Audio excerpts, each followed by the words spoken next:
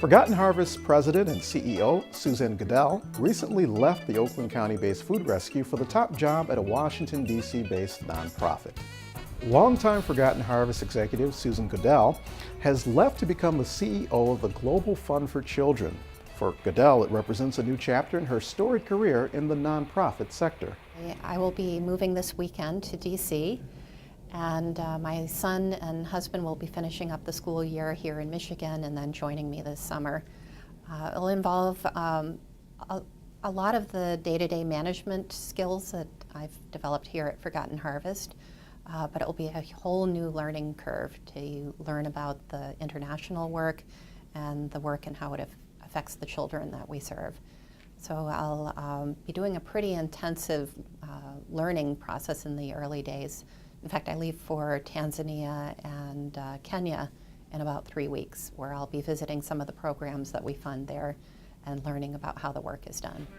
Forgotten Harvest enjoyed many high water marks under Goodell's direction, most notably becoming the largest hunger relief organization in the state, as well as a national model for food rescue operations, with its fleet of GPS-equipped, refrigerated trucks, and handheld food tracking system.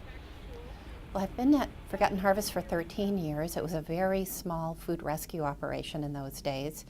And we were rescuing about not even 1 million pounds of food a year. Our annual budget was about $300,000, and over that 13 years we've seen steady growth. Today we rescue and distribute, last year 45.5 million pounds. We're on pace to do 47 this year. And our budget, including all of the in-kind, the donated trucks, the food, etc., is somewhere north of 85 million. We had a small location on 10 Mile Road in Southfield. In those days there were 4 staff. We had 4 vans. One didn't always work.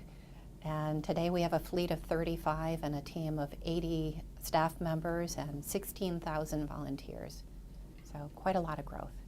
Goodell received many accolades during her tenure as head of Forgotten Harvest. However, it was the Eleanor Jositis Unsung Hero Award and the McGregor Fellowship that touched her the most. Yes, I received the Eleanor Jositis Unsung Hero Award a few years ago, which was an incredible honor from the Detroit Free Press and the Metropolitan Affairs Council. But really that's a tribute to Forgotten Harvest. It is an incredible team here that makes this happen every day. You don't move 45.5 million pounds of food with one person.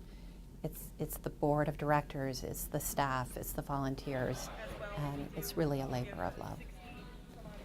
I was invited to apply for a fellowship by the McGregor Fund, and one of the wonderful things about this program is that they allow each person to design their own fellowship. And many of the ideas that we've capitalized here at Forgotten Harvest are ideas that we've come up with on our own, but many are also ideas that we've heard from other parts of the country, and we've taken those ideas and we've customized them for Detroit and made them highly successful. The mobile farmers market is one of those that we liberally borrowed from the west side of the state. And so I kept thinking about the great ideas that must be out there that we don't hear about.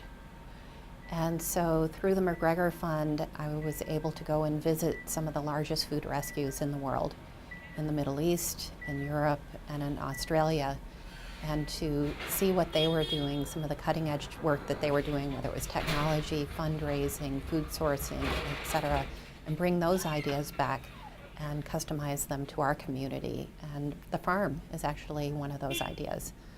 I saw a huge farm, 300-acre farm in Tel Aviv, Israel.